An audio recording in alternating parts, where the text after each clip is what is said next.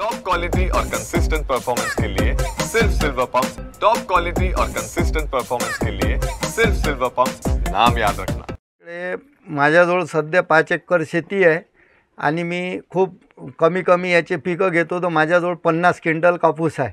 आजपर्यंत मी का विकला नाही याचं कारण सांगतो का, अजूनही एकरी 1 क्विंटल कापूस येते माझ्याकडे, एकरी 10 आलेला आहे, पण मजूर न मिळत असल्यामुळे तो कापूस वेचायचा आहे। माझी भावना हीच होती का आपण शासकीय केंद्रावर आपण एका वेळेस कापूस घेऊन जाऊ, पण शासनानं खरेदी बंद केल्यामुळे मागही 8 दिवस बंद केली तर एकदम प्रायव्हेट मार्केट आतमध्ये येऊन जाते।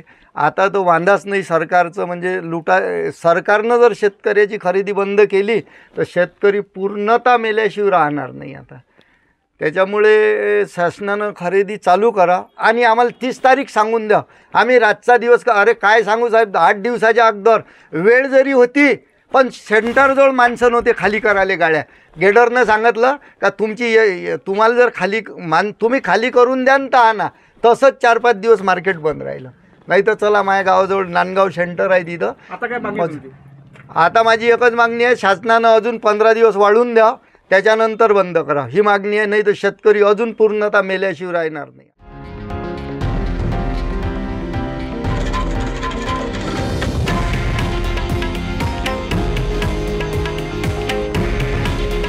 हे आहे देशातील नंबर 1 न्यूज नेटवर्क आणि आपण पाहत आहात TV9 मराठी।